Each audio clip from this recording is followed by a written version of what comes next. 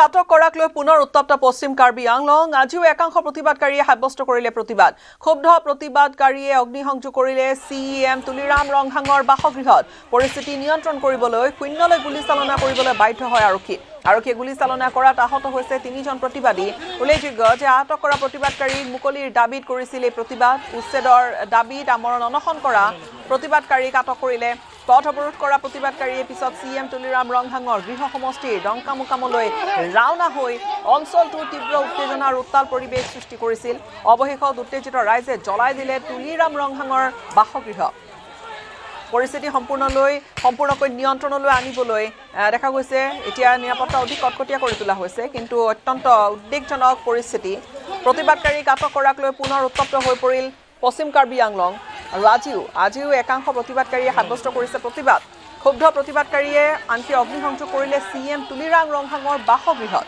পৰিস্থিতি নিয়ন্ত্ৰণ কৰিবলৈ শূন্যলৈ গুলীচালনা কৰিবলৈ বাধ্য হয় আৰক্ষীয়ে গুলীচালনা কৰাত প্ৰতিবাদকাৰী 3জন আহত হ'ল উল্লেখযোগ্য যে আটক কৰা প্ৰতিবাদকাৰীক মুকলিৰ দাবীত আছিল প্ৰতিবাদ আটক কৰাসকলক মুকলি কৰি দিব লাগে মূল প্ৰতিবাদ কাৰ্যসূচীৰ দাবী আছিল উচ্ছেদৰ দাবীত আমৰণ অনশন কৰা প্ৰতিবাদকাৰীক আটক কৰা হৈছিল পথ অৱৰোধ কৰা প্ৰতিবাদকাৰীয়ে পিছত সিএম তুলিৰাম ৰংহাঙৰ গৃহ সমষ্টি ডংকামুকামলৈ যায় আৰু অঞ্চলটোত তীব্ৰ উত্তেজনা আৰু উত্তাল পৰিৱেশ সৃষ্টি কৰাই নহয় অৱশেষত উত্তেজিত ৰাইজে জ্বলাই দিলে সিএমৰ ঘৰ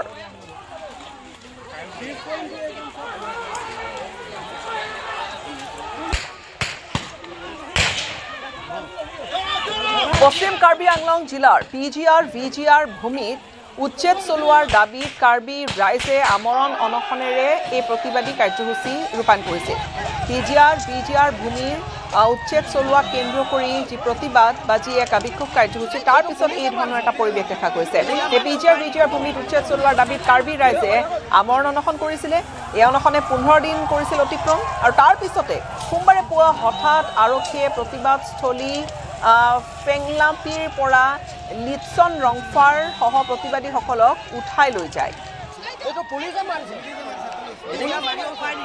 খবৰ বিয়পি পৰে আৰক্ষীয়ে উঠাই নিয়াৰ খবৰ বিয়পি পৰাৰ পিছতে ৰাইজে খেৰণী থানা ঘেৰাও কৰে পথ অৱৰোধ কৰি প্ৰতিবাদীসকলক এৰি দিবলৈ দাবী জনায় ইয়াৰ মাজতে আবেলিৰ ভাগত সিএম তুলিৰাম ৰংহাঙৰ ডংকামুকামৰ ঘৰ জ্বলাই দিলে উত্তেজিত একাংশ প্ৰতিবাদকাৰীয়ে আৰু তাৰ পিছতে এটা উত্তেজনাই বিৰাজ কৰিছে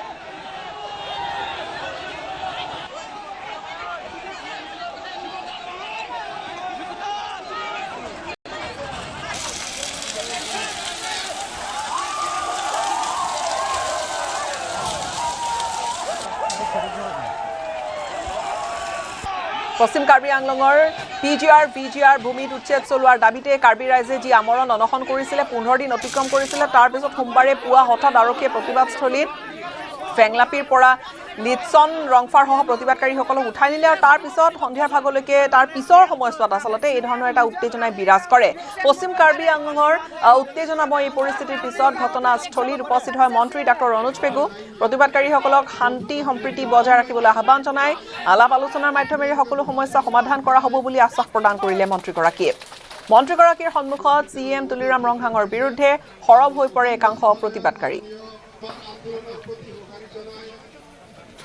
আমাৰ শ্ৰদ্ধা অসমৰ মাননীয় মুখ্যমন্ত্ৰী বন্ধু বান্ধৱী সকলোলৈকে অনুৰোধ জনাইছোঁ আপোনালোকে সভাস্থলীত আহি পেলাই উপস্থিত হৈছে মাননীয় আন্দোলনৰ প্ৰতি সন্মান জনাই আমাৰ মাননীয় মুখ্যমন্ত্ৰী ডাঙৰীয়া আপোনালোকৰ লগত এইটো ত্ৰিপাক্ষিক আলোচনা মাননীয় মুখ্যমন্ত্ৰী ডাঙৰীয়া তেওঁ উপস্থিত থাকিব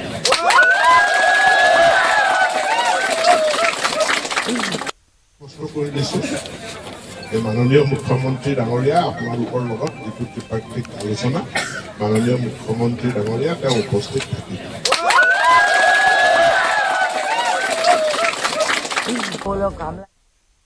মন্ত্ৰীগৰাকীৰ সন্মুখত সিএম তুলিৰাম ৰংহাঙৰ বিৰুদ্ধে সৰব হৈ পৰিছিল একাংশ প্ৰতিবাদকাৰী আৰু মন্ত্ৰীগৰাকীয়ে আশ্বাস কিছু দিছে আৰু ঘটনাৰ পিছতে কাৰ্বি আংলঙত উপস্থিত হৈ পৰিস্থিতিৰ বুজ ললে আৰক্ষী সঞ্চালক প্ৰধান হৰমিত সিঙে इसीलिए फोर्स आया है, है ना?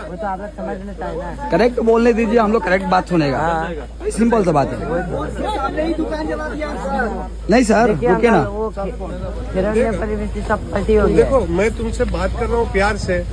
तुमको रील बनाने का पड़ा हुआ है ना?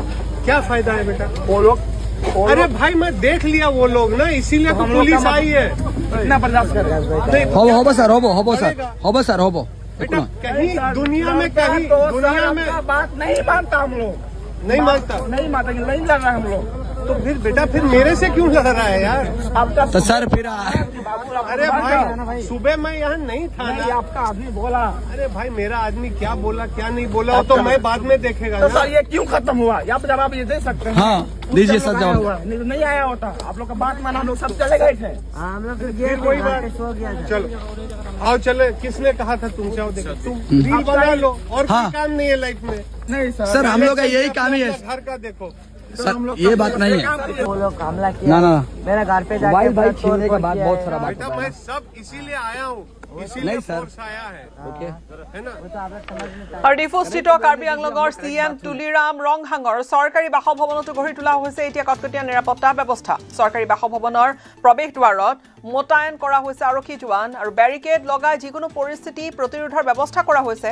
পশ্চিম কাৰ্বি আংলঙৰ ডংকা মুকামত CM তুলিৰাম ৰংহাঙৰ যি ঘৰ জ্বলাই দিলে, তুলিৰাম ৰংহাঙৰ পিতৃগৃহ জ্বলাই দিয়াৰ পিছতে আৰক্ষীয়ে ব্যৱস্থা গ্ৰহণ কৰিছে। উল্লেখযোগ্য যে পশ্চিম কাৰ্বি আংলঙৰ PGR VGR ভূমিত উচ্ছেদৰ দাবীতে বিগত 16টা দিন ধৰি খেৰণী ফেলাংপিত কেইবাটাও জাতীয় সংগঠনে প্ৰতিবাদী কাৰ্যসূচী অব্যাহত ৰাখিছিল, অৰ্থাৎ অনিৰ্দিষ্টকালীন অনশন চলি আছিলে। সেয়া অনিৰ্দিষ্টকালীন অনশন ৰূপায়ণ কৰিছিলে। তাৰ পৰা প্ৰতিবাদকাৰীক মাজনিশা আৰক্ষীয়ে উঠাই লৈ গৈছিল। প্ৰতিবাদৰ নেতৃত্ব দিয়া লিটছন ৰংফাৰৰ লগতে 7গৰাকীক অনশনথলীৰ পৰা আৰক্ষীয়ে উঠাই লৈ গৈছিল আৰু তাৰ পিছতে এই ধৰণৰ এটা ঘটনাক লৈ এতিয়াও এটা উদ্বিগ্নতাৰ পৰিৱেশ। সাংঘাইক কৰিছে, সাংঘাইক কৰি আমি আপত্তি কৰা নাই, কিন্তু আমি কৈছোঁ যে আলাপ আলোচনাৰ মাজতে সমস্যাটো সমাধান কৰিব পাৰি। কিন্তু তেখেতসকলক ৰিটাৰ্ণ দিব লাগে বুলি কৈছে। ৰিটাৰ্ণো আমি দিছোঁ কাৰ্বি আংলং অট'নমাছ কাউন্সিলৰ পৰা। ৰিটাৰ্ণ দিছোঁ প্ৰিন্সিপাল ছেক্ৰেটাৰীৰ জৰিয়তে মই প্ৰেৰণ কৰিছোঁ যে আলোচনা কৰিম, আপোনালোকে আহক। আজি ডেটটো ঠিক কৰাইছে, আজি 4 বাজি। আজি 4 বাজি তেওঁলোকৰ লগত আলোচনা কৰা আজি সিদ্ধান্ত লৈছে কাউন্সিল কনফাৰেন্সৰ, কিন্তু তেওঁলোকৰ অহা নাই। যোৱাকালি তেওঁলোকৰ কেইজনমান ধাৰণা প্ৰাৰ্থী তেওঁলোকৰ আৰক্ষীয়ে ট্ৰিটমেণ্টৰ কাৰণে তেওঁলোকে গুৱাহাটী লৈ গৈছে চিকিৎসাৰ কাৰণে। গুৱাহাটী এৰেষ্ট নহয়, গুৱাহাটী মেডিকেল কলেজত লৈ গৈছে। তেওঁলোকৰ স্বাস্থ্য ফাৰ্ডাৰ ট্ৰিটমেণ্টৰ কাৰণে তেওঁলোকে লৈ গৈছে। গতিকে সেইটো লৈ তেখেতসকলে মানুহৰ মনতো ভুল বুজাবুজি হৈছে যে এইটো এৰেষ্ট কৰা হৈছে বুলি, যে কেইজনমান ল'ৰা যুৱক যুৱতী আহি তেওঁলোকে মূল ভংগকে তেওঁলোকে ঘৰটোকে টাৰ্গেট কৰিলে। আৰু এতিয়াও স্বাভাৱিক হোৱা নাই পশ্চিম কাৰ্বি আংলঙৰ পৰিস্থিতি। নিশা খেৰণীত অধিকাংশ দোকানত লুটপাট চলিলে, লুটপাট কৰিলে দুৰ্বৃত্তই। কেইবাখনো দোকান ভাঙি লুটপাট কৰিছিল দুৰ্বৃত্তই। অঞ্চলটোৰ কেইবাখনো দোকানত অগ্নিসংযোগ কৰা হ'ল। অগ্নিকাণ্ডৰ বাবে বিস্ফোৰিত হ'ল ৰন্ধন গেছ চিলিণ্ডাৰ আৰু বৰ্তমান অঞ্চলটোত বন্ধ হৈ আছে সকলো দোকান পোহাৰ। কপিলী নদীৰ ওপৰত থকা দলঙৰ দুটা দিশত অৱস্থান কৰি আছে দুটা ফৈদ। অঞ্চলটোত চলা নাই কোনো যান বাহন আৰু ঘটনাৰ পিছতে আতংকিত অঞ্চলটোৰ বাসিন্দা। सब जला दिया। देखिए दुकान था, ये दुकान घर सब तोड़ा, इधर भी आग लगाया। ये सब सामान कैसे तोड़ फोड़ किया सब देखिए।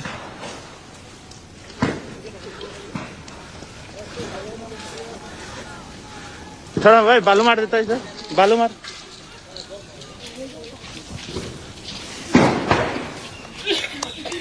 ये देखिए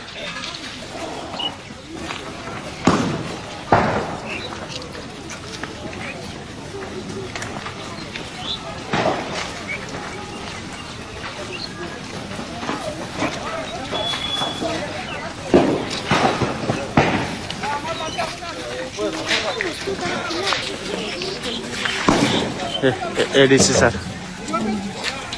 আৰু কাৰ্বি আংলঙৰ শেহতীয়া পৰিস্থিতিক লৈ প্ৰতিক্ৰিয়া মুখ্যমন্ত্ৰীয়ে দিছে। সেই প্ৰতিক্ৰিয়া আমি লৈ অহাৰ পূৰ্বে এয়া দেখুৱাইছোঁ আপোনালোকক কেনেকৈ লণ্ডভণ্ড কৰা হৈছে। দুৰ্বৃত্তই লুটপাট কৰিলে খেৰণী অঞ্চলীয়া কেইবাখনো দোকান তাত আছে সেই দোকানকেইখন সম্পূৰ্ণৰূপে ক'ৰবাত জ্বলাই দিয়া হৈছে সেই দোকানত গোটেই দুৰ্বৃত্তই লুটপাট কৰিছে মুঠৰ ওপৰত এটা উত্তপ্ত পৰিস্থিতি কেইবাখনো দোকান ভাঙি লুটপাট কৰিলে দুৰ্বৃত্তই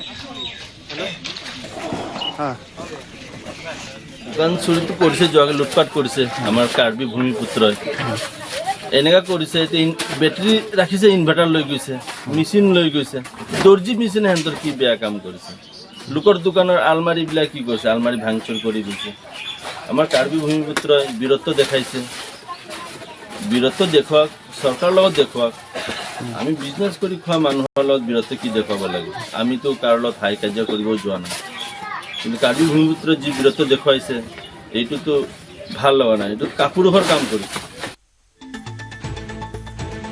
লুটপাট কৰিছে सब जला दिया देखिए दुकान था ये পোনপটীয়াকৈ সংযুক্ত হৈছো আমাৰ সাংবাদিক প্ৰণৱ শৰ্মাৰ সৈতে প্ৰণৱ প্ৰথমে জানি বৰ্তমানৰ পৰিস্থিতি কেনেকুৱা নিৰাপত্তা নিশ্চিত ৰূপত অধিক কটকটীয়া কৰি তোলা হৈছে চাওক গীতাশ্ৰী এই মুহূৰ্তত আমি খেৰণী যি আৰক্ষী থানা আছে সেই আৰক্ষী থানাৰ সন্মুখত আছোঁ আৰু এই আৰক্ষী থানাত কিছু সময় পূৰ্বে মন্ত্ৰী ৰণোজ পেগু আৰক্ষী সঞ্চালক প্ৰধান হৰমিত সিং আৰু দুগৰাকীকৈ IGPৰ সৈতে যি ফৈদ আছে সেই ফৈদসকলৰ সৈতে ইয়াত পৃথকে পৃথকে তেওঁলোকে আলোচনাত মিলিত হৈছে যাতে পৰিস্থিতি অতি সোনকালে যাতে ইয়াত নিয়ন্ত্ৰণ কৰা হয় কিন্তু এই আলোচনা চলি থকাৰ মাজতো কিন্তু দেখা গৈছে যে থানাৰ বাহিৰৰ যি পথ আছে মূল পথ সেই মূল পথত উত্তপ্ত পৰিস্থিতিৰ সৃষ্টি হৈছে কিছু কাৰ্বি লোকে সেই পথেৰে যাবলৈ তেওঁলোকে যেতিয়া চেষ্টা চলাইছিল সেই সময়ত আনটো ফৈদৰ লোকে তেওঁলোকক আক্ৰমণ কৰা ইতিমধ্যে দেখিবলৈ পোৱা গৈছে আৰু সেইসকল লোকক আৰক্ষীয়ে বচাই আনি এই মুহূৰ্তত খেৰণী যি থানা আছে সেই থানা তেওঁলোকক বহাই ৰখা দেখিবলৈ পোৱা গৈছে আৰু মন্ত্ৰী ৰণোজ পেগুৱে এই কিছু সময় পূৰ্বে ফেংলাংপিৰ যি আমৰণ অন্বেষণস্থলী আছে সেই অন্বেষণস্থলীত গৈ প্ৰতিবাদকাৰীৰ সৈতে তেওঁ আলোচনাত মিলিত হৈছে আৰু লিটছন ৰংফাৰৰ সৈতে তেওঁ আলোচনাত মিলিত হৈ তেওঁলোকে প্ৰতিবাদীসকলে তেওঁলোকে দাবী যি উত্থাপন কৰিছিলে যে ত্ৰিপাক্ষিক বৈঠক এটা হ'ব লাগে সেই বৈঠকত সুনিশ্চিত কৰিব লাগে যে PGR VGR ভূমিত তেওঁলোকে উচ্ছেদ কেতিয়া চলাব সেই সম্পৰ্কত মন্ত্ৰীগৰাকীয়ে যেতিয়া প্ৰতিবাদীসকলক তেওঁ আশ্বাস দিছে যে এই চলিত মাহৰ ভিতৰতে মুখ্যমন্ত্ৰীৰ উপস্থিতিত কাৰ্বি পৰিষদ আৰু প্ৰতিবাদীসকলৰ মাজত এই বৈঠক অনুষ্ঠিত হ'ব আৰু সেই আশ্বাস দিয়াৰ পাছত প্ৰতিবাদীসকলে এই মুহূৰ্তত কিন্তু তেওঁলোকৰ প্ৰতিবাদ প্ৰত্যাহাৰ কৰাৰ কথা মন্ত্ৰী ৰণোজ পেগুৱে এই মুহূৰ্তত প্ৰকাশ কৰা দেখা গৈছে আৰু সমান্তৰালভাৱে DGP গৰাকী নিজে দেখা গৈছে যে কিছু সময় পূৰ্বে থানাৰ পৰা তেওঁ ওলাই গৈছে যে পৰিস্থিতি যাতে সোনকালে যাতে নিয়ন্ত্ৰণ কৰিব পাৰি ইয়াৰ তেওঁ যৎপৰিণাস্তি চেষ্টা চলাই থকা দেখা গৈছে আৰু তেওঁ কৈছে যে সকলো লোক সংযম হ'ব লাগে ইয়াত কোনো গোষ্ঠীগত যাতে সংঘৰ্ষলৈ যাতে ধাৱমান হ'ব নালাগে ইয়াৰ প্ৰতি তেওঁলোকে লক্ষ্য ৰাখিছে আৰু কিমান সময় প্ৰয়োজন হয় যে পৰিস্থিতি নিয়ন্ত্ৰণ কৰাৰ ক্ষেত্ৰত সেয়া পৰৱৰ্তী সময়ত ক'বলৈ সক্ষম হ'ম গীতাশ্ৰী আমি পুনৰ আহি আছোঁ আপোনাৰ ওচৰলৈ যিহেতু বৰ্তমান অঞ্চলটোত বন্ধ হৈ আছে সকলো দোকান পোহাৰ কপিলী নদীৰ ওপৰত থকা দলঙৰ দুটা দিশত অৱস্থান কৰি আছে এই দুটা ফৈদে অঞ্চলটোত চলা নাই কোনো যান বাহন আৰু তাৰ সমান্তৰালকৈ এটা নিশাৰ দৃশ্য আমি দেখুৱাইছোঁ আৰু এটা পুৱাৰ ভাগৰ আমি দৃশ্য আপোনালোকক দেখুৱাইছোঁ য'ত দেখা গৈছে যে সম্পূৰ্ণৰূপে তাত লণ্ড ভণ্ড হৈ আছে লুটপাট কৰা হৈছে ইয়াত দুৰ্বৃত্তৰ সুযোগ লৈছে আৰু পশ্চিম কাৰ্বি আংলঙৰ ভাৰতীয় ন্যায় সংহিতাৰ 163 ধাৰা বৰ্তমান জাৰি হৈ আছে জিলাখনৰ শেহতীয়া পৰিস্থিতিৰ বাবে 163 BNSৰ বৰ্তমান জাৰি কৰিছে ভাৰতীয় ন্যায় সংহিতাৰ BNSৰ 163 ধাৰা জাৰি কৰা হৈছে জিলা দণ্ডাধীশ নিৰলা ফাংছপিয়ে জাৰি কৰিছে নিৰ্দেশনা জিলাখনত সমবেত হ'ব নোৱাৰিব 5 জনতকৈ অধিক লোক জিলাখনত নিষিদ্ধ কোনো সমদল বা ধৰ্ণা কাৰ্যসূচী সামাজিক মাধ্যম আৰু অন্যান্য মাধ্যম যোগে উচতনিমূলক বক্তব্য দিয়াটো চকু ৰখা হৈছে নিষেধাজ্ঞা আৰোপ কৰা হৈছে প্ৰণৱ PGR VGRৰ এই গোটেই বিষয়টো আজিৰ নহয় আজি বহু দিনৰ পৰা এই বিষয়টোক লৈ দাবী উত্থাপন হৈ আহিছে আৰু সমান্তৰালকৈ আন্দোলন কাৰ্যসূচী আমি দেখিছোঁ আৰু এই যিটো অনশন আছিলে 16 দিনীয়া অনশন 16 দিন 15 দিনত এই ধৰণৰ এটা ঘটনা কিন্তু স্বাভাৱিকতে সেই বিষয়টো পৰিষদৰ ফালৰ পৰা কি ধৰণে আশ্বস্ত কৰা হৈছিল ইয়াৰ পূৰ্বে চাওক গীতাশ্ৰী তেওঁলোকৰ যি আমৰণ অন্বেষণ সেই আমৰণ অন্বেষণে যোৱাকালিৰ দিনটো তেওঁলোকে 16টা দিনত ভৰি দিছিলে আৰু 16টা দিনত ভৰি দিয়াৰ পাছত যিসকল আমৰণ অন্বেষণকাৰী আছে তেওঁলোকৰ অসুস্থ হৈ পৰিছিলে এই অসুস্থ হোৱাৰ পৰিণতি তেওঁলোকক চিকিৎসাৰ বাবে মাজে সময়ে খেৰণীতো তেওঁলোকে প্ৰচেষ্টা চলাইছিলে কিন্তু ইয়াৰ মাজত যি ধৰণে যোৱাকালিৰ পুৱতি নিশা এইসকল লোকক ইতিমধ্যে আৰক্ষীয়ে উঠাই লৈ গৈ যিধৰণে গুৱাহাটী চিকিৎসালয়ত চিকিৎসাৰ বাবে নিয়া বুলি আৰক্ষীৰ ফালৰ পৰা মন্তব্য কৰিছে কৰিছে বা কাৰ্বি আংলঙৰ যিগৰাকী সাহিত্য শাসিত পৰিষদৰ মুৰব্বী তুলিৰাম ৰঙাঙেও সেই কথা প্ৰকাশ কৰিছে কিন্তু লোকসকলে সেই কথাত পতিয়ন যাব পৰা নাছিলে যাৰ পৰিণতি যোৱাকালিৰ দিনটোত বহু লোক ওলাই আহিছিলে আৰু এই যিসকল লোকক উঠাই লৈ গৈছিলে আৰক্ষীয়ে সেইসকল লোকক মুকলি কৰি দিয়াৰ দাবী তেওঁলোকে প্ৰথম অৱস্থাত খেৰণী যি আৰক্ষী থানা আছে সেই খেৰণী আৰক্ষী থানা তেওঁলোকে আৰক্ষী থানা ঘেৰাও কৰি তেওঁলোকে প্ৰতিবাদ আৰম্ভ কৰিছিলে পথ অৱৰোধ কৰিছিলে আৰু আজিৰ দিনটোতো যদি আমি ক'বলৈ যাওঁ এই মুহূৰ্তলৈকে কিন্তু খেৰণী অঞ্চলত কোনো ধৰণৰ যান বাহন এই মুহূৰ্তলৈকে কিন্তু চলাচল আৰম্ভ হোৱা নাই সকলো দোকান পোহাৰ এতিয়াও বন্ধ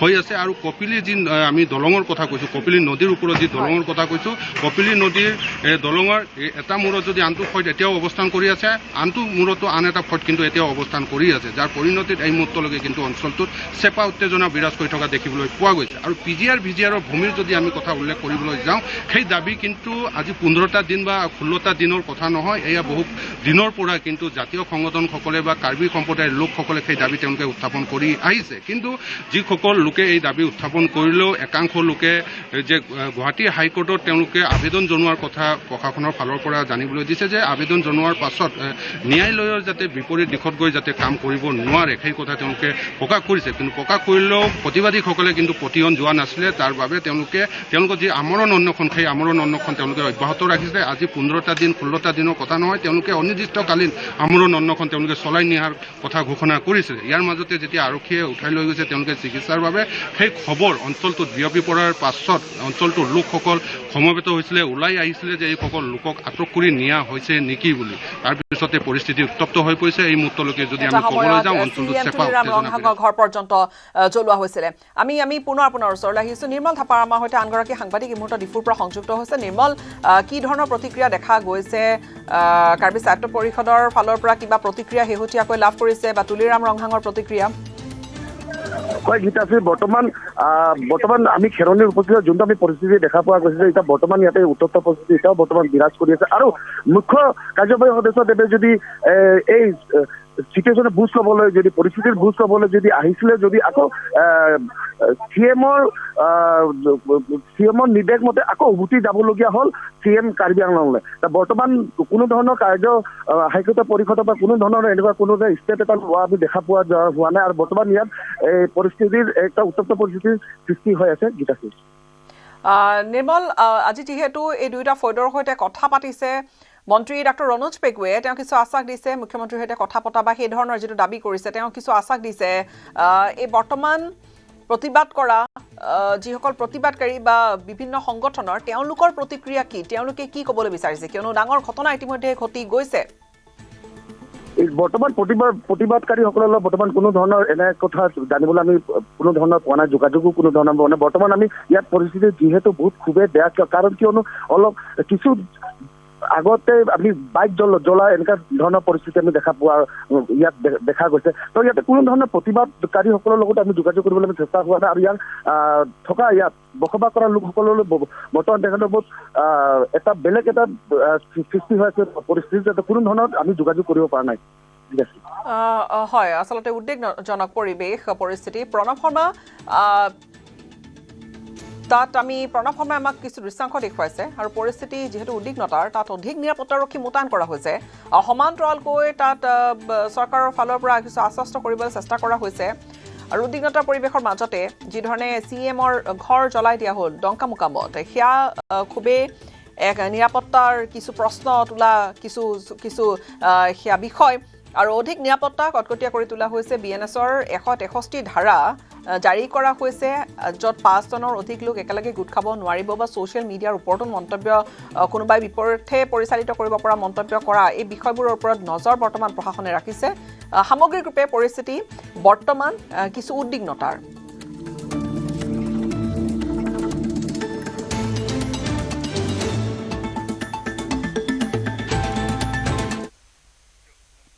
পাকিস্তানৰ হৈ চোৰাংচোৱাগিৰি কৰা দুজনক আকৌ গ্ৰেপ্তাৰ কৰা হৈছে জম্মু কাশ্মীৰৰ কুপৱাৰা জিলাত গ্ৰেপ্তাৰ কৰা হৈছে গুপ্তচৰ এই দুজনক 18 ডিসেম্বৰত জম্মু কাশ্মীৰত গ্ৰেপ্তাৰ হোৱা দুটা পাকিস্তানী গুপ্তচৰৰ ভাষ্যৰ ভিত্তিত জম্মু কাশ্মীৰৰ পৰা গ্ৰেপ্তাৰ কৰিছে সন্দেহজনক পাকিস্তানী গুপ্তচৰ দুটাক গ্ৰেপ্তাৰ কৰা পাকিস্তানী গুপ্তচৰ কেইটাৰ নাম হৈছে আইজাজ আহমেদ ভাট আৰু লগতে বছিৰ আহমেদ গোনাই এই পৰ্যন্ত 5জন পাকিস্তানী গুপ্তচৰক গ্ৰেপ্তাৰ কৰিবলৈ সক্ষম হৈছে আৰক্ষীয়ে ইটানগৰ আৰক্ষীয়ে জম্মু কাশ্মীৰৰ পৰা পাকিস্তানৰ হৈ গুপ্তচৰগিৰি কৰা 5 জনক গ্ৰেপ্তাৰ কৰাটো বৃহৎ সফলতা হিচাপে পৰিগণিত হৈছে। সোমবাৰে সন্ধিয়া অৰুণাচল আৰক্ষীয়ে প্ৰকাশ কৰিছে চাঞ্চল্যকৰ তথ্য। অৰুণাচল প্ৰদেশ ভ্ৰমণ কৰিছিল পাকিস্তানৰ হৈ চোৰাংচোৱাগিৰি কৰা এই লোককেইজনে বহুকেইজন লোকক নজৰত ৰাখিছে বৰ্তমান অৰুণাচল প্ৰদেশ আৰক্ষীয়ে। প্ৰাথমিক তদন্তত লোককেইজনে দেশৰ স্পৰ্শকাতৰ অঞ্চলসমূহ ভ্ৰমণ কৰাৰ তথ্য পোৱা গৈছে। স্পৰ্শকাতৰ অঞ্চলসমূহ ভ্ৰমণ কৰা গুপ্তচৰ কেইজনে বহু কৌশলগত তথ্য সংগ্ৰহ কৰিছিল।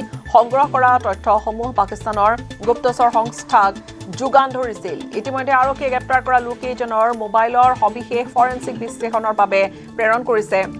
অৰুণাচল প্ৰদেশৰ কৌশলগত 3খন আন্তঃৰাষ্ট্ৰীয় সীমান্তৱৰ্তী দেশ এফালে চীন, ভূটান আৰু ম্যানমাৰক লক্ষ্য কৰি স্পৰ্শকাতৰ অৰুণাচল প্ৰদেশৰ স্পৰ্শকাতৰ সেই অঞ্চলসমূহত নিৰাপত্তা সংস্থাসমূহে সতৰ্কতা জাৰি কৰিছে। 21 নৱেম্বৰত জম্মু কাশ্মীৰৰ কুপৱাৰাৰ পৰা গ্ৰেপ্তাৰ কৰিছিল নাজিৰ আহমেদ মালিক আৰু ছাবিৰ আহমেদ মিৰক গ্ৰেপ্তাৰ কৰা হৈছিলে এইকেইজনক। আৰু তাৰ পিছত আৰক্ষী ইটানগৰৰ পৰা আৰু এজন ব্যক্তিক ছাবিৰ আহমেদ খানক গ্ৰেপ্তাৰ কৰিবলৈ সক্ষম হৈছিল।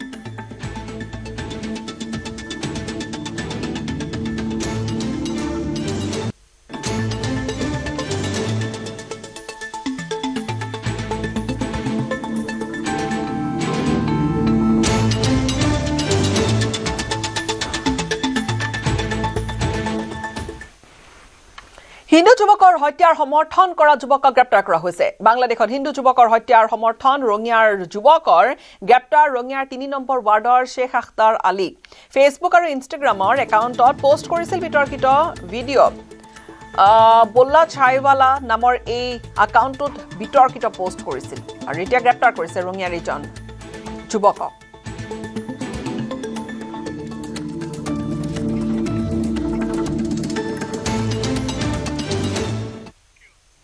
ৰাইজিং আছামত অংশগ্ৰহণ কৰি বিগত 5 বছৰৰ কৰা কামৰ খতিয়ান দাঙি ধৰি কেইবাটাও গুৰুত্বপূৰ্ণ মন্তব্য কৰিলে মুখ্যমন্ত্ৰী ডক্টৰ হিমন্ত বিশ্ব শৰ্মাই।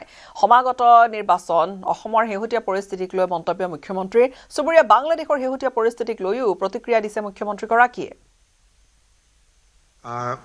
প্ৰত্যেকখন স্থানতে বেলেগ বেলেগ কথা থাকে। এটা জেনেৰেল ষ্টেটমেণ্ট আমি চবতে ইলেকশ্যন জিকিব নোৱাৰোঁ। উজনিত গৈছোঁ, তাত ইছ্যু বেলেগ। নামনিত গৈছোঁ, তাত ইছ্যু বেলেগ। বৰাক ভেলীত গৈছোঁ, তাত ইছ্যু বেলেগ। কিন্তু এটা কমন ইছ্যু আছে যে আমি বহুতখিনি কাম অসমত প্ৰথমবাৰৰ বাবে কৰিছোঁ। যেনে 1.5 লাখ নিযুক্তি। কোনো যুৱক যুৱতীয়ে সপোনতো ভাবিব পৰা নাছিল যে হিমন্ত বিশ্ব শৰ্মাই সঁচা কৈছে। যেতিয়া মই মানুহক কৈছিলোঁ 1 লাখ চাকৰি দিম, তেতিয়া মানুহে এটাই ভাবিছিল যে মামাই মিছা কথা কৈছে, হ'লেও মামাক ভোটটো দিলোঁ। কোনেও ভাবা নাছিল যে টকা নোখোৱাকৈ 1 লাখ চাকৰি হ'ব পাৰে। কোনেও ভবাও নাছিল। কিন্তু আজি 1.5 লাখ চৰকাৰী চাকৰি হ'ল, এটাও কেছ নাই, এটাও মোকৰ্দমা নাই। আজি অসমত চৰকাৰী চাকৰিৰ লগে লগে শিক্ষাৰ পৰিৱেশ এটা ঘূৰি আহিছে। অসমত কোনো চৰকাৰে ৰাইজক প্ৰতীয়মান দিব পৰা নাছিল যে বাংলাদেশীক খেদিব পাৰি। এতিয়া প্ৰতিদিনে ৰাতিপুৱা 20 জনৰ পৰা 22 জন। যোৱাকালি আমি অসমত 10 বছৰ ধৰি বাস কৰা যি ভাৰতীয় হৈ গৈছিলে, তেওঁলোককো আমি সীমান্ত পাৰ কৰি খেদিব পাৰিছোঁ। BBCয়ে ডকুমেণ্টৰী লৈছে তেওঁলোকৰ। ঢাকাত বহি অসমীয়া ভাষা কৈ আছে যে আমাক মামাই খেদি দিলে বুলি। তাৰমানে অসমীয়া ভাষা শিকাৰ পিছতো আজি আমি বাংলাদেশীক সীমান্ত পাৰ কৰাব পাৰিছোঁ। কোনো মানুহে ভবা নাছিল যে 2 লাখ বিঘা মাটিত এভিকশ্যন হ'ব পাৰে। কোনো মানুহে ভবা নাছিল যে অসমত গুৱাহাটী এয়াৰপৰ্টৰ দৰে ইনফ্ৰাষ্ট্ৰাকচাৰ বুম অসমত হ'ব পাৰে। যোৱা 5টা বছৰত যদি মই ক'ব যাওঁ, 34%ৰ পৰা 14%লৈকে দৰিদ্ৰতা নামি আহিছে। প্ৰসূতিৰ মৃত্যুৰ হাৰ, সন্তানৰ মৃত্যুৰ হাৰ, there are lot of achievement, বহুত কথা ক'ব পাৰোঁ। কিন্তু মই ভাবোঁ যে আটাইতকৈ প্ৰয়োজনীয়তাটো এচিভমেণ্ট নহয়, আটাইতকৈ প্ৰয়োজনটো হ'ল যে মানুহৰ বিশ্বাসটো আমি ৰাখিব পাৰিলোঁ নে নাই, ট্ৰাষ্ট ফেক্টৰ। আৰু মই যেতিয়া 5 বছৰ পিছতো প্ৰত্যেকখন মিটিঙত যাওঁ, মোৰ লাগে যে মানুহে 5 বছৰ চৰকাৰ চলোৱাৰ পিছতো 25 বছৰ MLA মন্ত্ৰী হৈ থকাৰ পিছতো মোক আজিও বিশ্বাস কৰে। বাংলাদেশত হিন্দু নিৰ্যাতনৰ বিৰুদ্ধে দিল্লীত প্ৰতিবাদ হৈছে। বিশ্ব হিন্দু পৰিষদৰ উদ্যোগত বিশাল প্ৰতিবাদী সমদল। দিল্লীস্থিত বাংলাদেশৰ উচ্চায়ুক্তৰ সন্মুখত প্ৰতিবাদ। বিশ্ব হিন্দু পৰিষদৰ হাজাৰ হাজাৰ লোকে সাব্যস্ত কৰিছে প্ৰতিবাদ। দিল্লীৰ চাণক্যপুৰী এলেকাত নিৰাপত্তাৰক্ষী মোতায়েন কৰা হৈছে। বাংলাদেশ চৰকাৰৰ বিৰুদ্ধে ক্ষোভ প্ৰকাশ কৰিছে বিশ্ব হিন্দু পৰিষদে। বাংলাদেশত যি হিন্দু নিৰ্যাতনৰ ঘটনা তাৰ বিৰুদ্ধে এই ধৰণে দিল্লীত প্ৰতিবাদী কাৰ্যসূচী আৰু বিশাল প্ৰতিবাদী কাৰ্যসূচী। বাংলাদেশত হিন্দুৰ ভয়ংকৰ নিৰ্যাতনৰ ঘটনা পোহৰলৈ অহাৰ পিছতে এই ঘটনাই গোটেই বিশ্বকে হতচকিত কৰিছে। আমি দুখনকৈ স্ক্ৰীণত আপোনালোকক দুটাকৈ দৃশ্য দেখুৱাইছোঁ। এই মুহূৰ্তত বাংলাদেশৰ সেই যিটো পৰিস্থিতি, সেই যি হিন্দুৰ ওপৰত নিৰ্যাতন চলোৱা হৈছে তাৰ বিৰুদ্ধে দিল্লীত ওলাই আহিছে প্ৰতিবাদ কৰিবলৈ বিশ্ব হিন্দু পৰিষদ। বিশ্ব হিন্দু পৰিষদৰ উদ্যোগত এই বিশাল প্ৰতিবাদী সমদল। দিল্লীস্থিত বাংলাদেশৰ উচ্চায়ুক্তৰ সন্মুখত প্ৰতিবাদ। বিশ্ব হিন্দু পৰিষদৰ হাজাৰ হাজাৰ লোকে সাব্যস্ত কৰিছে প্ৰতিবাদ। দিল্লীৰ চাণক্যপুৰী অঞ্চলীয়া আৰু চাণক্যপুৰীত এনেকৈ ৰাইজ ওলাই আহিছে। VHPৰ যি নেতাকৰ্মীসকল ওলাই আহিছে। বিশ্ব হিন্দু পৰিষদে প্ৰতিবাদী কাৰ্যসূচী ৰূপায়ণ কৰিছে। বাংলাদেশ চৰকাৰৰ বিৰুদ্ধে তীব্ৰ ক্ষোভ প্ৰকাশ কৰিছে বিশ্ব হিন্দু পৰিষদে।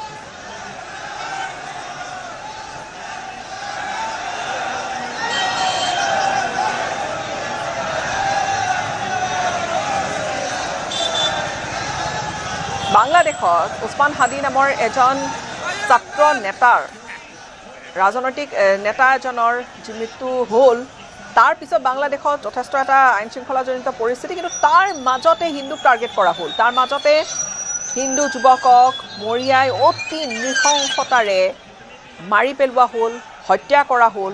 আৰু তাৰ পিছতে গোটেই যিটো ঘটনা বাংলাদেশৰ সেই ঘটনাটোৱে গোটেই বিশ্বক হতচকিত কৰিছে। তাৰ মাজতে বাংলাদেশৰ এই ঘটনাটো য'ত ইয়াৰ পূৰ্বৰে পৰা আচলতে শ্বেখ হাছিনা চৰকাৰৰ পতন ঘটা আৰু তাৰপিছত নতুন এখন চৰকাৰে দায়িত্ব লোৱা সেই অন্তৰ্বৰ্তীকালীন চৰকাৰখনৰ এই গোটেই সমস্যাখিনিৰে পৰা যোৱা বছৰৰ পৰাই বাংলাদেশৰ বহু সময়ত তেনেকৈ বাংলাদেশৰ সংখ্যালঘু হিন্দু নাগৰিকসকলৰ ওপৰত বা আন ধৰ্মীয় সংখ্যালঘুসকলৰ ওপৰত নিৰ্যাতনৰ ঘটনা ক্ৰমান্বয়ে বাঢ়িছে। তেনেকুৱা অসংখ্য নিৰ্যাতনৰ ঘটনা, কিন্তু সকলোকে হতচকিত কৰা যিটো ডিপু দাসৰ ঘটনা তাৰ পিছতে প্ৰতিক্ৰিয়া হৈছে সমগ্ৰ বিশ্বজুৰি।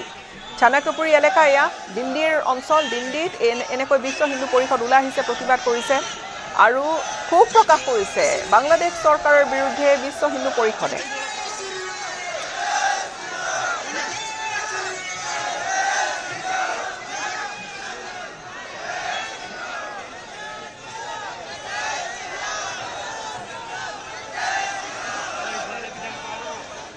আনকি বাংলাদেশৰ পতাকা জ্বলাই এনেকৈ প্ৰতিবাদী কাৰ্যসূচী ৰূপায়ণ কৰিছে। ৰাজপথত এয়া প্ৰতিবাদ। চাণক্যপুৰী অঞ্চল নিৰাপত্তাৰক্ষী অৱশ্যে তাত মোতায়েন কৰা হৈছে, কিন্তু এয়া বিশ্ব হিন্দু পৰিষদৰ লোকসকল ওলাই আহিছে ৰাজপথলৈ। আৰু হিন্দু নিৰ্যাতনৰ বাংলাদেশত ঘটি যোৱা ভয়ংকৰ সেই ঘটনাৰ পিছতে প্ৰতিবাদ হৈছে VHPৰ এই প্ৰতিবাদী কাৰ্যসূচী।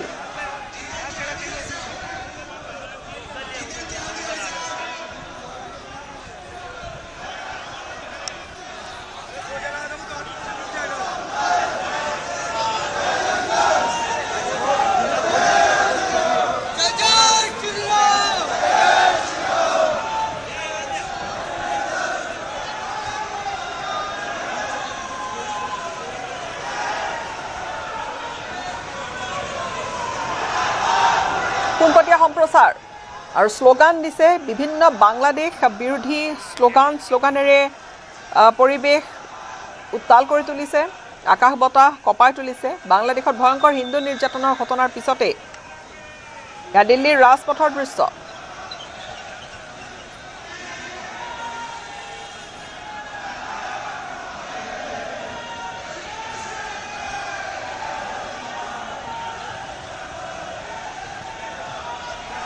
এটা কথা স্পষ্ট, বাংলাদেশৰ পৰিস্থিতি, বাংলাদেশত একেবাৰে আইন শৃংখলাৰ তাত কোনো ধৰণৰ আচলতে পৰিৱেশ নাই, পৰিস্থিতি নাই, সম্পূৰ্ণৰূপে ব্যৰ্থ চৰকাৰ। আৰু তাৰ মাজতে এই যিটো ঘটনা ঘটিল, হিন্দুৰ ওপৰত নিৰ্যাতনৰ ঘটনা, ইয়াৰ পূৰ্বেও তেনেকুৱা বহুকেইটা ঘটনা ক্ৰমান্বয়ে যোৱা বছৰ আগষ্ট মাহৰ পৰা বাঢ়িছে বা ঘটা দেখা গৈছে। বহু সময়ত বাংলাদেশী নেতাক তীব্ৰ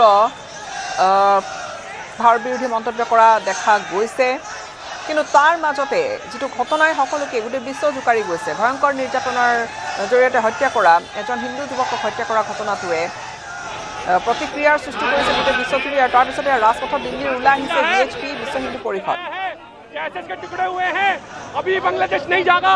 अगर उसने हमारे हिंदू पर जुल्म करना बंद नहीं करा तो हमारी भारतीय सेना बांग्लादेश में घुसकर ऐसे ही बांग्लादेश का हाल करेगी।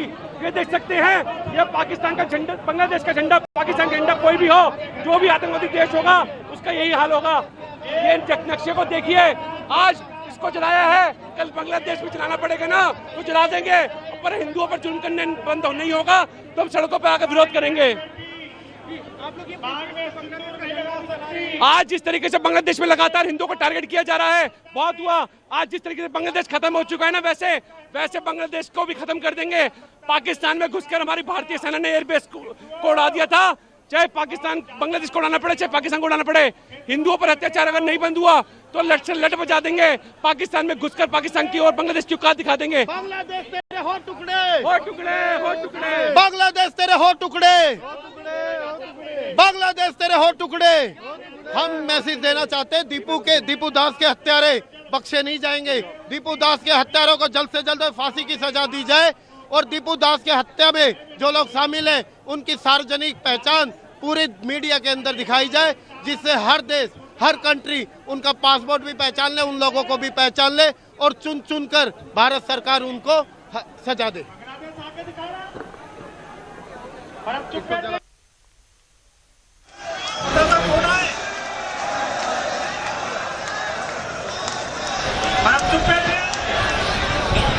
भारत सरकार नहीं करना चाहती है।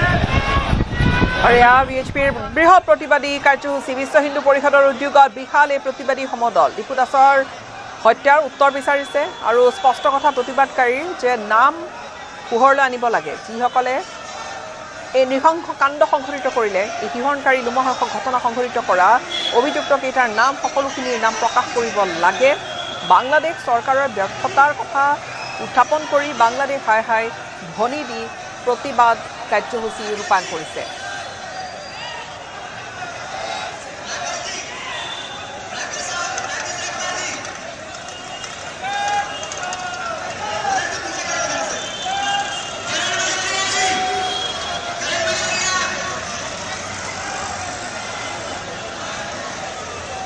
শ্বৰীফ ওছমান হাদিৰ মৃত্যু, তাৰপিছত প্ৰতিবাদ কৰিবলৈ ৰাজপথলৈ ওলাই আহিল সেয়া বাংলাদেশৰ ঘটনা। আৰু তাৰ পিছত টাৰ্গেট কৰা হ'ল হিন্দু নাগৰিকক। বাংলাদেশত হিন্দু লোকক এইধৰণে বৰ্বৰভাৱে মৃত্যুমুখলৈ ঠেলি দিয়া হ'ল। যিটো ঘটনা, যি দৃশ্যই বুকু কঁপাইছে সকলোৰে।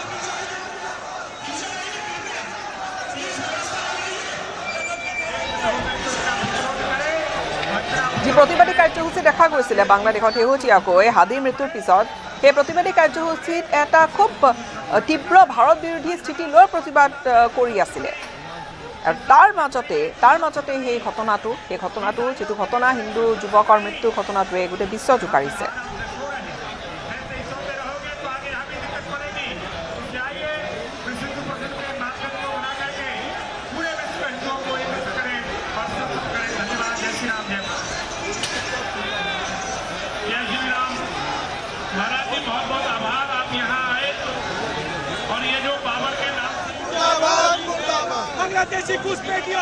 দীপু চন্দ্ৰ দাসক ময়মনসিঙত অতি নৃশংসভাৱে হত্যা কৰা হৈছিলে।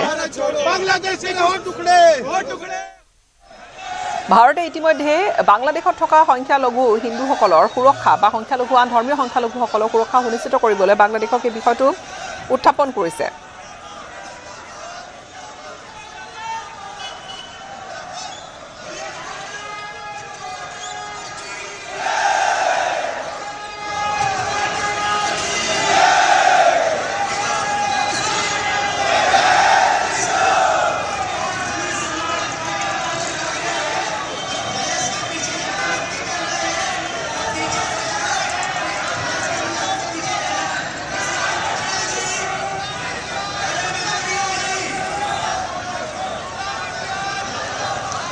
দীপু চন্দ্ৰ দাসৰ হত্যাকাৰীৰ বিৰুদ্ধে কঠোৰ ব্যৱস্থা লোৱাৰ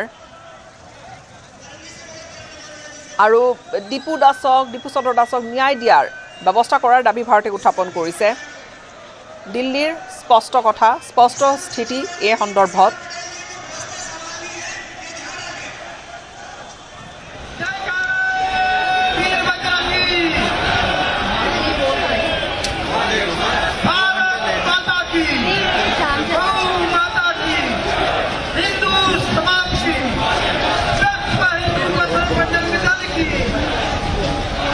আৰু এয়া পুতলিকা দাহ কৰিবলৈ আহিছে ওলাই এয়া প্ৰতিবাদকাৰীসকল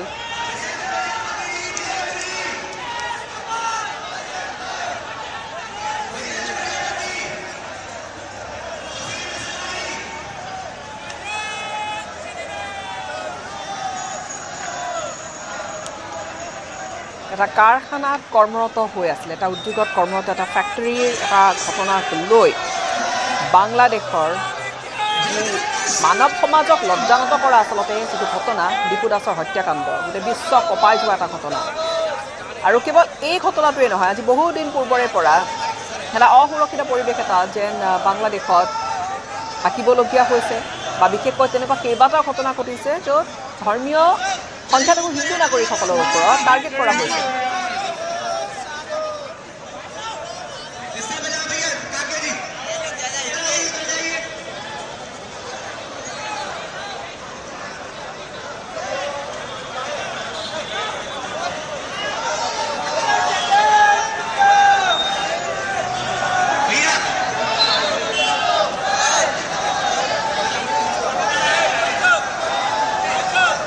এটা বৃহস্পতিবাৰৰ যিটো ঘটনা আছিল এটা দল আছিল কেইবাজনো যুৱকৰ এটা দল আৰু এফালে শ্বৰীফ ওছমান হাদিয়ে প্ৰায়ে আৰু সদায় ভাৰত বিৰোধী ডাঙৰ স্থিতি লৈ আহিছে সেই ওছমান হাদিৰ মৃত্যুৰ ঘটনাৰ পিছত মৃত্যুৰ খবৰ আহিল সেই মৃত্যুৰ ঘটনাৰ মাজতে এই প্ৰতিবাদী কাৰ্যসূচী হৈ থকাৰ মাজতে ময়মনসিংত এই হিন্দু যুৱকজনক টাৰ্গেট কৰা হৈছিলে আৰু জ্বলাই দিয়া হৈছিলে যি নৃশংস বুকু কঁপাই যোৱা ঘটনা হত্যাকাণ্ড আৰু তাৰ পিছত অত্যন্ত তেনেকুৱা শিহৰণকাৰী ভিডিঅ' আচলতে পোহৰ লৈ আহিছিলে কেনেকৈ তেওঁক বান্ধি তেওঁক অগ্নিসংযোগ শৰীৰত অগ্নিসংযোগ কৰা হৈছিলে এই ধৰণৰ গোটেই আচলতে মানৱ সমাজক লজ্জানত কৰা কিছু ঘটনা আৰু তাৰ পিছত এতিয়া দিল্লীৰ ৰাজপথ আমি দেখুৱাইছোঁ দিল্লীৰ ৰাজপথত চাণক্যপুৰী অঞ্চলীয়া প্ৰতিবাদ কৰিছে BHPয়ে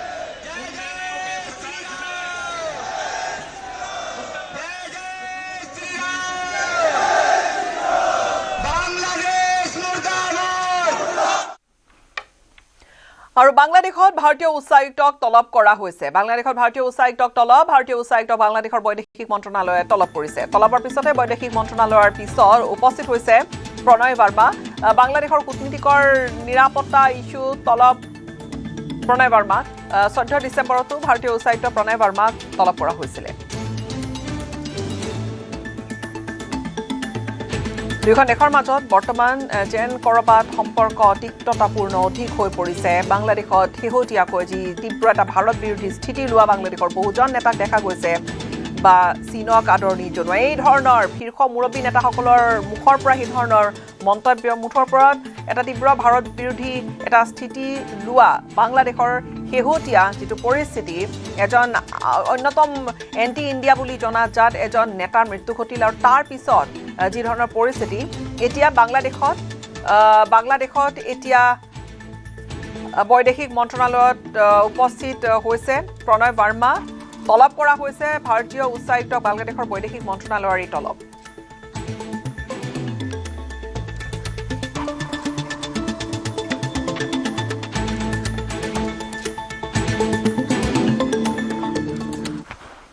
বাংলাদেশৰ স্বাধীনতাৰ সময়ত ভাৰতে আমি চিকেন নেকত 16 কিলোমিটাৰ মাটি লৈ ল'ব লাগিছিল মন্তব্য কৰিছে মুখ্যমন্ত্ৰী ডক্টৰ হিমন্ত বিশ্ব শৰ্মাই সেই সময়ৰ প্ৰধানমন্ত্ৰী ইন্দিৰা গান্ধীয়ে 1971 চনৰ বাংলাদেশৰ মুক্তি যুদ্ধৰ পিছত হেইটো নকৰিলে প্ৰধানমন্ত্ৰী মোদী হোৱা হলে কৰিলেহেঁতেন ইন্দিৰা গান্ধীয়ে এই কাম নকৰাৰ বাবে আজি বাংলাদেশে আমাক ভাবুকি দিব পৰা হল আমাক যিকোনো উপায়েৰে চিকেন নেকৰ 22 কিলোমিটাৰ ভূমি ল'ব লাগে বুলি ক'লে মুখ্যমন্ত্ৰীগৰাকীয়ে সেয়া লাগিলে বলেৰে হওক বা বুজনিৰে হওক এইটো কৰিব লাগিব বুলি স্পষ্ট কথা মুখ্যমন্ত্ৰী বাংলাদেশীয়ে চিকেন নেকৰ কথা কৈ থাকিলে আমি চিকেন নেক হলাই দিম বুলিও ক'লে মুখ্যমন্ত্ৰীগৰাকীয়ে When India liberated Bangladesh, Indira Gandhi could have said to Sheikh Mujibur कि मुझे आप 16 किलोमीटर खाली भूखंड दीजिए मेरा चिकन नेक का प्रॉब्लम सॉल्व हो जाए That was the minimum we could have asked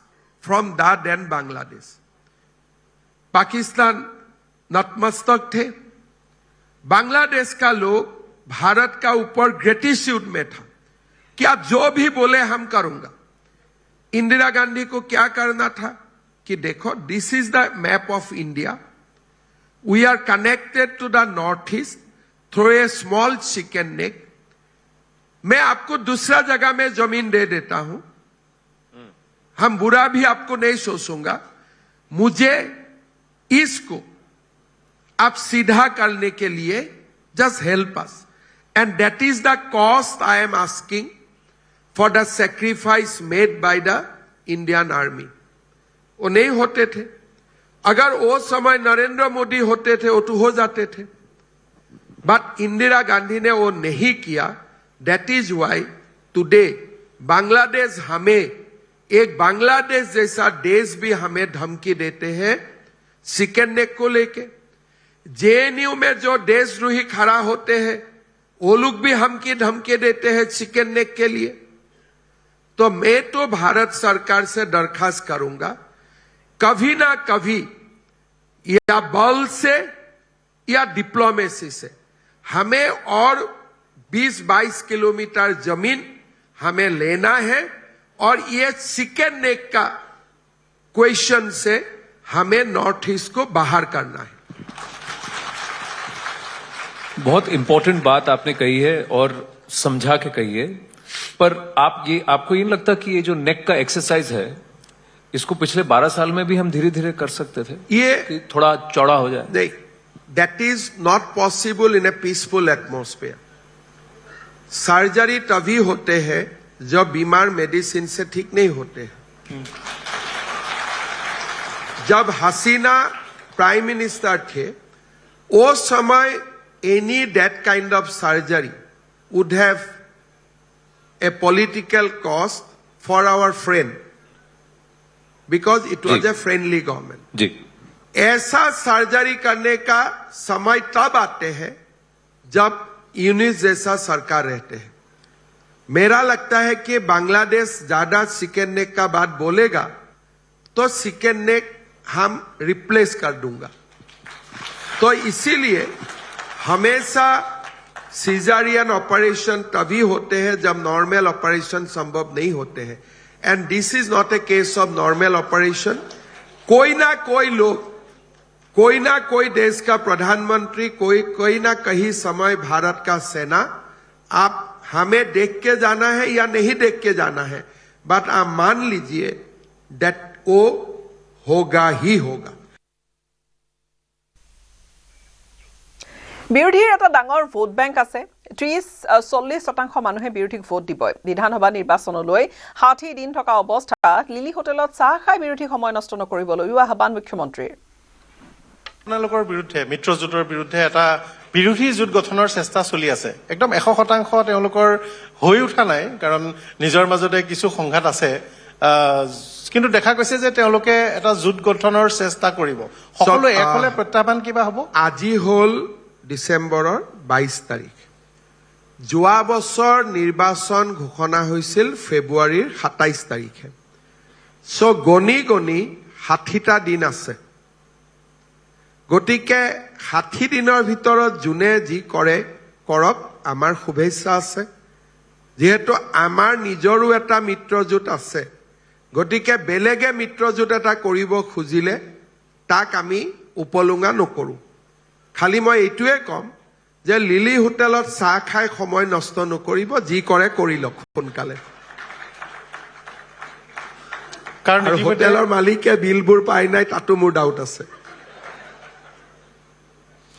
কিন্তু তেওঁলোকেতো মাজে মাজে দাবী কৰে যে তেওঁলোকৰ নিৰ্বাচনৰ আগত যিমান কাজিয়া পেচাল নাথাকক মূলতঃ তেওঁলোকে এজন প্ৰাৰ্থী প্ৰক্ষেপ কৰি যুঁজখন শক্তিশালীভাৱে চক তেওঁলোকৰ এটা ডাঙৰ ভোট বেংক আছে, তাক মই স্বীকাৰ কৰোঁ যে অসমৰ 35 to 36% মানুহে তেওঁলোকক ভোট দিব, মিত্ৰজোঁট হলেও দিব, নিদিলেও দিব, কেণ্ডিডেট থাকিলেও দিব, নাথাকিলেও দিব।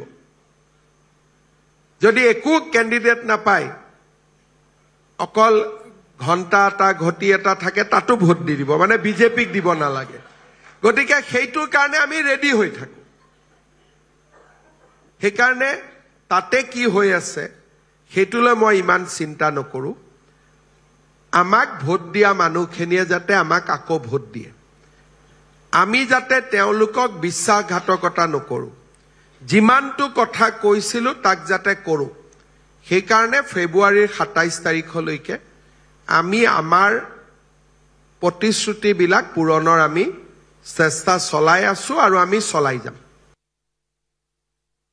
আপোনালোকৰ বিৰুদ্ধে, মিত্ৰজোঁটৰ বিৰুদ্ধে এটা বিৰোধী জোঁট গঠনৰ চেষ্টা চলি আছে। একদম 100% তেওঁলোকৰ হৈ উঠা নাই, কাৰণ নিজৰ মাজতে কিছু সংঘাত আছে, কিন্তু দেখা গৈছে যে তেওঁলোকে এটা জোঁট গঠনৰ চেষ্টা কৰিব। সকলো একলে প্ৰত্যাহ্বান কিবা হ'ব? আজি হ'ল ডিচেম্বৰৰ 22 তাৰিখ। ইয়াৰ সৈতে সময় হ'ল বিদায় লোৱাৰ। নমস্কাৰ।